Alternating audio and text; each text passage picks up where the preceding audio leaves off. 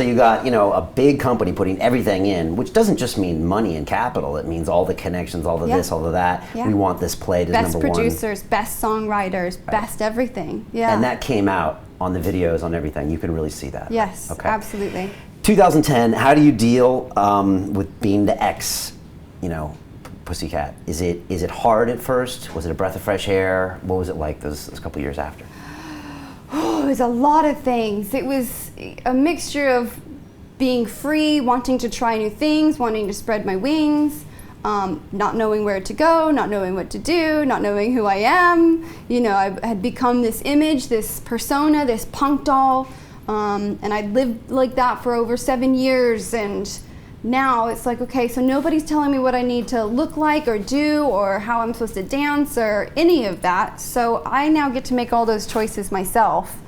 And I would say that for a few years it was trying new things, probably 90% of the time falling flat on my face, failing at things, trying again, getting back up, getting back in the studio, trying again.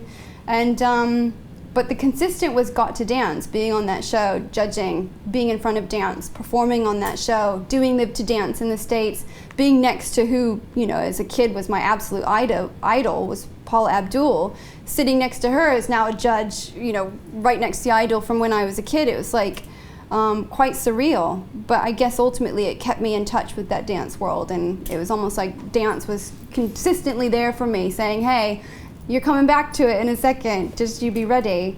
And I did Her Majesty and the Wolves. It was great to get in the studio, be able to write the songs, help produce the songs, create an album I'm extremely proud of. I wanted to do the festival circuit. I got to do the festival circuit. I loved that. I did a cosmetics range. It became quite successful, but the business part of it wasn't right. I was looking for something that felt quite good. So moved on, changed, tried something new, did some solo music. Didn't quite feel right, couldn't quite get the vibe with the right producers. Songs weren't exactly speaking to me, so kind of parked that. And then I found myself sort of sitting at the House of Lords with Baroness Sue Campbell, almost unable to speak. Yeah. Okay. Because I was so in awe of this building that I was in and the history that it has. And we just had a nice little chat about what I'm into and what my focus is. And this was sort of the beginnings of me becoming the Youth Sport Trust Ambassador. And I just shared my thoughts about kids needing someone to inspire them with wellness, to help with emotional health, looking at all the statistics of the selfie generation and what it's doing to our youth, and the rise in depression and anxieties and image anxieties in young kids is staggering. And working with so many kids on the television show and seeing how I could really make a difference, I was speaking to the Baroness about this, and there's a certain boy named Kaner who's an incredible dancer. He's autistic. He was 19 when he came on the show. I was mentoring him. He's a bone breaker.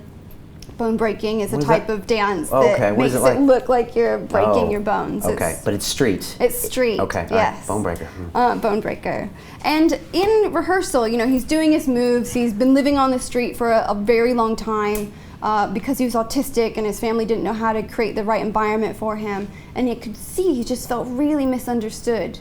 And in the studio, it's like, well, what is your purpose behind the movement? What are you trying to say? What are you trying to portray? What do you want to tell people?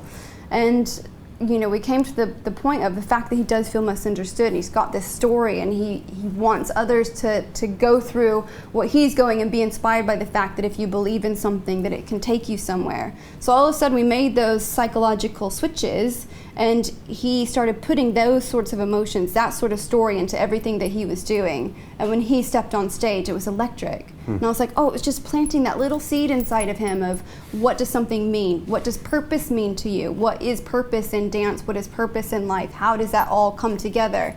And from there, he's been doing tours with FKA Twigs, he's been doing documentaries, he's been choreographing, he's been doing amazing things. So I was sharing that story with the Baroness, and we've sort of teamed up together, and I've been coming up with a program called Well Fit. Well stands for wellness, fit for fitness, and it's wellness and fitness through the power of dance.